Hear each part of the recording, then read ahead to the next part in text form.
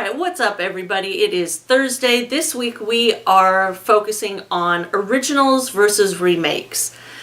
I chose Nightmare on Elm Street. I tell you, it's a tough one. So many people have very strong opinions on the remake, but let's start with the original. I mean, honestly, I can't say all that much about the original that hasn't been talked to death about. It's a classic from 1984, written and directed by Wes Craven. A great cast, and I think what really makes it was a good story. It flowed well. Robert Englund's portrayal of Freddy Krueger was just awesome in this flick. He was scary. I mean, he was spooky. He was creepy. He was just kind of everything rolled up into one.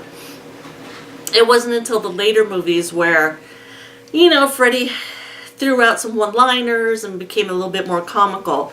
In the original, it was almost a perfect movie. For me, it failed at the very tail end. I wish the movie had stopped, right when we thought Freddy was dead and all that was done. It was when they kind of clipped on that ending, which, could kind of mean a sequel where Nancy goes outside and the mom's out there and she gets into the car. That part, it was just kind of hokey, and I wish they hadn't put that on at the very end. But whatever, I'm not going to nitpick over just that little bit ending. It's still a great movie. You could watch it now, 20 some odd years later, and it's so effective. It's still effective, and the practical effects are marvelous. You could just go scene after scene, and the practical effects still look great. You've got Glenn's death in the bed, how they rotated the room. You've got Tina's death. I mean, you just kind of go on and on. The guy in the jail cell, that one was okay, and then the scene where Freddy's face kind of protrudes out of the over the bed, like through the wall. That was a great effect. Everything just looks so good in this flick. I highly recommend it. I got the Blu-ray set. This was a Best Buy exclusive, but I think it's available everywhere now. This has everything up to New Nightmare. It does not have the Jason versus Freddy movie included, but that's okay. It's still a great box set. So that takes us to the remake. Okay, let's talk about the remake. Who was it directed by? Samuel Bayer. And this couldn't have been an easy project to take on by any stretch. Any of these big horror franchises must have been very challenging to take on because obviously they're classics. People have grown up with them. They've become very attached to these characters and to these movies. And here we are trying to kind of reinvent them a little bit, trying to restart an entire franchise. Let's talk about the casting a little bit. I really like Jackie Earle Haley in the role of Freddy Krueger. This movie is all about pros and cons with me. So I like the choice for him. I think he played it very intense, and I have no problem with him playing this role. But what I didn't like the choice of his makeup. I understand that they went with a more realistic look. They wanted him to look burned, with kind of, just a few areas of funkiness in here. But for me, it didn't work. I appreciate the realistic approach they went with, but I think I wanted to see maybe more of a combination of kind of old school Freddy prosthetics, and maybe if they wanted to blend it up a little bit. So that didn't really work for me. But Jackie Earle Haley's performance was very good. I enjoyed it. The overall story on paper, I guess it looks good. I mean, pretty much it's the same idea. They didn't switch it around, but they did add that the Elm Street kids were all in a preschool together, and Fred Krueger was the gardener, the maintenance man, and he did creepy stuff there. The parents found out what was going on. They hunted down Freddy Krueger and burned him up. So that kind of remains the same. We learn a little bit more that he was at this preschool. Now, what I didn't understand is, I thought that, in the original movies, that Freddy was coming back to basically torture the parents, by getting back at their kids because of what they did to him. Where in this one, I took it more like Freddy was luring the kids back to, or at least those two kids, back to the preschool to make them remember what happened. And it wasn't as much a punishment to the parents. If I'm wrong, correct me on this, but that's kind of how I interpreted it. I did not like Rooney Mara. I almost don't blame her, because her performance, for me, was very dull. Like, she was this kind of emo kid who was almost kind of walking around with, downers. I don't know. She had no emotion. I can understand, okay, she hasn't had a lot of sleep and she's kind of lackluster, but, compare that to Heather Langenkamp's performance. Maybe it's not fair to compare the two, but in the originals, Heather Langenkamp, she was dynamic, she had emotion, she was going through the same things, but we got some, reaction out of her, and she was strong, and she went up against Freddy. In this one, Rooney Mara was just kind of sleepwalking through the whole thing, and she wasn't really a strong character at all. They had to pair her up with a character called Quentin, they were kind of buddies, through the last half of this film, and trying to figure out what happened and how they can kind of end all what has been going on. I don't know. It was just, I didn't really care about all the characters all that much. Whereas in the original, you did care about the characters.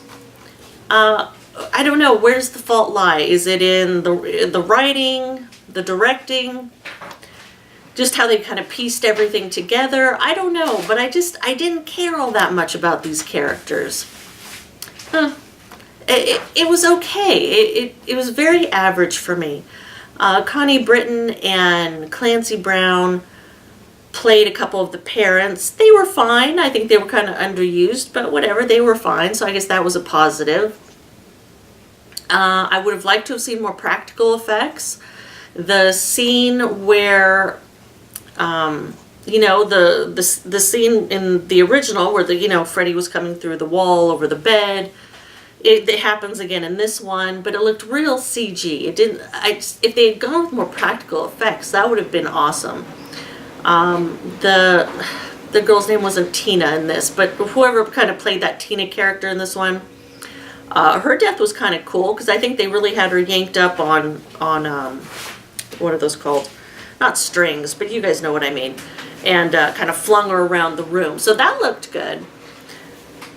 The beginning of the film, the opening sequence, why? Why start the movie like that? I don't know what they were trying to prove. The beginning of this movie, I guess they were trying to establish that maybe they're going to be a little different than the originals, or we're going to really kind of stick it in your face. I don't know. But in that opening scene before the title, you have one of the characters killed, and they show Freddy's face. They show the character. I don't get that. Why give the audience that at the very beginning of the movie before the titles are even shown? In my eyes, you should make the audience wait a little bit, tease them here and there, kind of like they did with the original, and then, build up to it. There was no There was no kind of surprise at all. It's like, oh, okay, well, here's what's happening. We're going to show you before the title comes up. So I didn't like that much.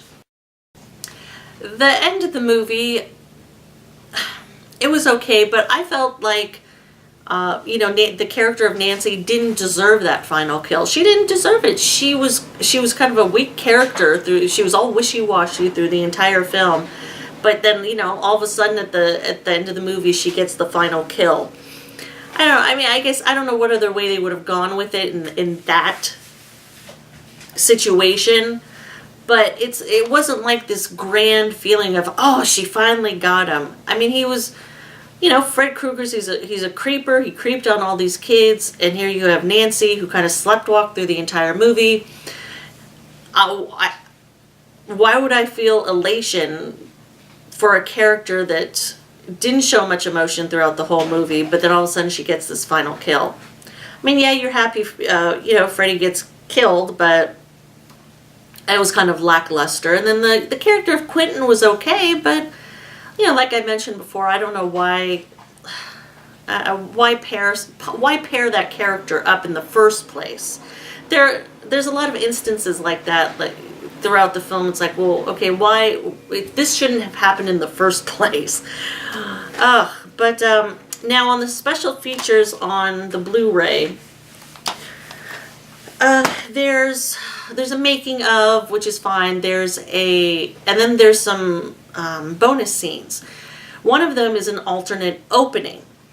I wish they had gone with this alternate opening, maybe expanded on it a little bit more, but it kept it a little mysterious. And I think that's the path they should have gone down for the opening of the film.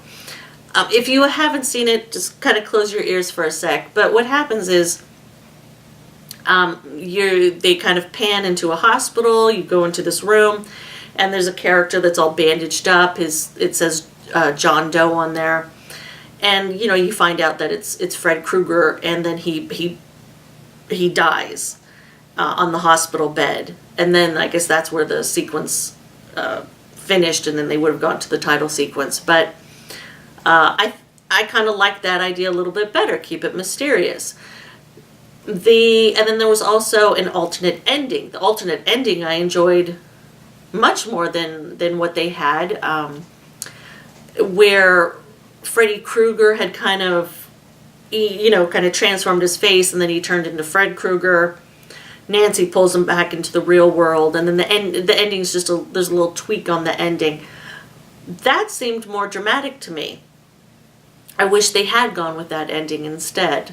Also, I forgot to mention, I did like how they showed in Quentin's kind of flashback, or whatever realm he kind of popped into, where all of the parents were chasing down Fred Krueger, and they trapped him in this warehouse, and then kind of showed what the parents' mindset was and how they torched him. That was kind of cool. I had no problem with that scene. Overall, it's an average film. It's an average remake. In 20 years, are we going to be looking back on the new Nightmare on Elm Street movie saying, oh yeah, this one still holds up, this one's really good? Probably not. It's decent. It's not great. I don't think it lives up to the standards of the first one, not the later ones, but the original. Obviously, I mean, it was a good effort in trying to revive the franchise. Maybe if they try to rework it a little bit, I would like to see Jackie Earle Haley reprise the role. I thought he did a good job, but we'll see. If you guys have any news on if they're going to make another one,